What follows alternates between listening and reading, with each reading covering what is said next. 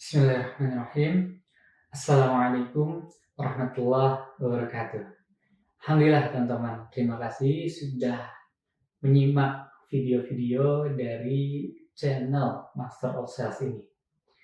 Kali ini saya akan membahas hal yang berbeda. Tapi tentu kita akan tetap membahas mengenai cara sukses. Nah, apa nih yang berbeda? Yang berbeda adalah jika teman-teman ingin sukses menjadi pengusaha yang notabene biasanya disebut orang kaya, gitu ya. Nah, kalau teman-teman ingin disebut orang kaya, pastikan apa? Pastikan teman-teman terlihat kaya. Tentu, jangan salah paham dulu, jangan salah sangka dulu. Maksud saya, terlihat kayak ini bukan berarti teman-teman melakukan pemborosan. Ya, belanja A, belanja B, beli barang-barang yang nggak dibutuhkan, bukan seperti itu. Namun, terlihat kaya yang saya maksud adalah terlihat kaya yang produktif. Dalam sebuah dalil dikatakan, kutipan dalil tepatnya, bahwa Allah sesuai prasangka hambanya. Ingat, Allah sesuai prasangka hambanya. Tentu, teman-teman adalah termasuk hamba Allah. Namun, hamba Allah bukan hanya teman-teman saja. Orang-orang di sekitar teman-teman, khususnya jika teman-teman tinggal di Indonesia, pasti orang-orang sekitar banyak yang termasuk hamba Allah. Jadi, Allah sesuai prasangka hambanya, artinya Allah sesuai dengan prasangka teman-teman dan orang-orang sekitar teman-teman. Boleh, bahkan keren, kalau teman-teman sangat percaya diri bahwa teman-teman akan kaya, akan sukses. Tapi, jika yang berprasangka hanya teman-teman seorang, sedangkan orang sekitar, tetangga, keluarga, menganggap teman-teman susah. Bahkan, mohon maaf, madesu, ya, masa depan suram, masa depan susah. Nggak ada tanda-tanda kekayaan di muka teman-teman, di penampilan teman-teman. Ingat, Allah sesuai prasangka hambanya. Teman-teman yakin seorang diri saja teman-teman yang akan kaya, yang akan sukses. Teman-teman yakinnya luar biasa 1000%. Tapi orang-orang sekitar teman-teman, puluhan orang bahkan ratusan orang yang melihat teman-teman berprasangka bahwa teman-temannya susah. Kira-kira Allah lebih mengabulkan prasangka teman-teman yang seorang atau prasangka orang-orang sekitar yang sangat banyak yang berprasangka pada diri teman-teman? Saya yakin prasangka teman-teman akan Allah kabul. Tapi prasangka orang-orang sekitar pasti akan Allah kabul juga. Makanya terlihat kaya itu sangat bagus.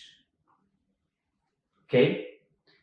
Nah, di sini saya akan menceritakan pengalaman saya pribadi ketika saya merantau ke Jakarta. Ketika saya merantau ke Jakarta, uang saya memang tidaklah banyak. Tapi cukup untuk membuat orang melihat saya kaya. Membeli rumah memang belumlah bisa saat itu. Tapi yang saya lakukan adalah mencari kosan yang nyaman. Mengapa saya mencari kosan yang nyaman? Karena agar saat banyak tamu datang ke tempat saya, mereka semua nyaman. Bahkan mereka semua berkata, berprasangka bahwa saya ini kaya. Padahal mungkin uang saya, pendapatan saya hanya cukup untuk makan dan bayar kosan saja. belum cukup untuk menabung. Tapi ternyata hal ini berhasil membuat Allah ijabah prasangka-prasangka mereka yang mengatakan bahwa saya ini kaya. Hanya butuh kurang lebih 1 tahun, alhamdulillah, saya tidak hanya dapat membereskan kebutuhan pribadi saya, tapi saya bisa membantu keluarga saya. Tentu saat itu saya belum keluarga. Maksud saya keluarga seperti orang tua, ya, dan orang-orang sekitar. Alhamdulillah. Nah, jadi teman-teman, pastikan teman-teman terlihat kaya. Loh Kak, uang saya nggak cukup untuk bayar kosan yang mahal, yang terlihat kaya. Terus gimana agar saya bisa terlihat kaya? Mudah sekali. Terlihat kaya itu nggak harus dari tempat tinggal saja, tapi dari segi berpakaian dan berperilaku teman-teman terhadap orang sekitar. Saya pernah di titik terendah saya. Ketika itu, kosan yang biasa saya tempati seharga minimal 1,7 juta per bulan, saya tidak mampu bayar. Akhirnya saya pindah ke kontrakan yang harganya hanya 600.000 saja. Dan itu pun saya tinggal berdua sama teman, alias patungan, ya, udunan, ya, supaya bisa dapat tempat tinggal untuk berteduh. Nah, kontrakan saya ini menurut saya tidak worth it, tidak layak untuk ditinggali. Kenapa? Kontrakan saya ini di dalam gang yang sangat sempit, pas di pojokan. Setelah itu, ya, di sana banyak sekali tikus berlalu lalang. Saya dan teman saya ini sering sekali bersih-bersih. Terlihat bersih memang. Tapi ketika malam, karena memang itu di pojokan gang sempit, serangga banyak sekali berlalu lalang. Kecoa dan nyamuk itu jadi tontonan harian. Bahkan kucing saja senang buang air besar di dekat sana. Tentu aroma yang tidak sedap, pemandangan yang tidak nyaman, itu saya alami. Namun bukan itu poinnya. Bagaimana agar saya terlihat kaya? Gak mungkin ketika ada tamu saya undang mereka ke kontrakan tersebut. Ya, mohon maaf, itu kontrakan. Ke kontrakan tersebut. Karena kalau teman-teman saya, keluarga saya bertamu ke sana, pasti yang ada di pikirannya apa? Saya susah. Akhirnya bagaimana? Akhirnya saya mensiasati. Ketika ada yang datang bertamu, ingin ketemu dengan saya, yang saya lakukan adalah mengajak tamu tersebut makan di luar. Makan di luar. Misal, saat itu saya hanya mempunyai uang 100.000 saja. Ada tamu yang datang. Ya sudah, saya bawa tamu tersebut ke tempat makan yang terlihat layak, yang terlihat mewah. Tentu saya nggak langsung pesan, saya sadar diri, uang saya hanya 100.000. Saya lihat dulu, tamu saya ini pesan apa. Contoh, misalnya total pesanan teman saya 70.000. Artinya, saya nggak boleh menghamburkan uang lebih dari 30.000. Karena apa? Uangnya nggak cukup. Akhirnya bisa saja saya berdalih bahwa saya masih kenyang. Dan saya hanya memesan minuman yang mungkin harganya belasan ribu. Akhirnya ngobrol-ngobrol, tamu pulang, saya pun mampir ke warteg. Karena untuk makan di warteg itu masih cukup. Jadi ingat, terlihat kaya itu hanya ketika ada orang-orang yang melihat kita, yang kenal sama kita, agar mereka berpandangan bahwa kita ini kaya. Tapi ketika tidak ada orang, pastikan berhemat sehemat-hematnya. Ketika tidak ada tamu, saya makan harian biasa mie, ya. Atau kalau ingin yang ada gizinya sedikit, saya cari warteg yang murah. Saya makan pakai sayur aja, yang harga maksimalnya 10.000. Sesekali yang 8.000. Nah, jadi teman-teman, terlihat kaya itu harus supaya orang-orang memandang teman-teman semua punya masa depan yang baik.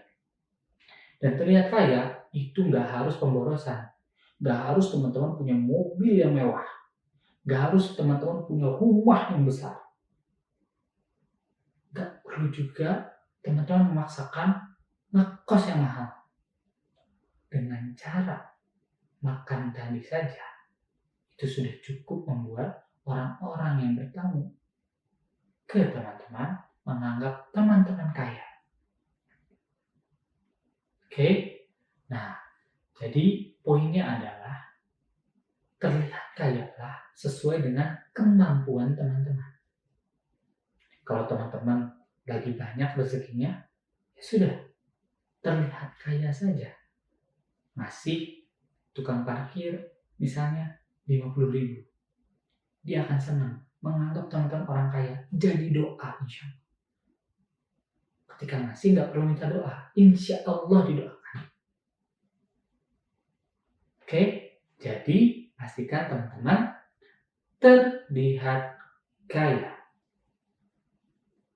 Tapi kalau nggak ada orang, ingat ya, harus berhemat. Cari makanan yang paling irit, tapi harus bergizi. Contoh kayak saya, kalau makan di warteg, makannya sama kangkung, ya, ada gizinya. Nanti makan siangnya atau makan malamnya mungkin sama kerang, ya, atau sama telur. Jadi proteinnya dapat, ya, zat besinya dapat, ya, vitaminnya dapat, ya, dan lain sebagainya. Kalau saya makan kayak buah, misalnya sop buah, gitu ya, artinya saya nggak makan nasi. Karena apa? Irit. Jadi teman-teman, kalau untuk diri sendiri, silahkan irit-iritan. Tapi kalau untuk orang lain, terutama untuk tamu, kita umat muslim wajib apa? Memuliakannya. Bahkan ada nih salah seorang sahabat, ya, sahabat Nabi, ya, ini terkenal sekali kisahnya teman-teman. Jadi dia ini susah. Ya, dia ini susah. Untuk keluarganya pun makan susah. Ketika itu ada seorang tamu. Saat itu dia hanya punya makanan 1 porsi untuk dibagi ke istri dan anak-anaknya. Namun karena ada tamu, akhirnya dia mensiasati. Siasatnya itu bagaimana?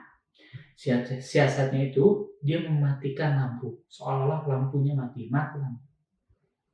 Istri dan anak-anak, gitu ya, itu dibawa ke dalam, ya, dibawa ke dalam, ya, ditidurkan,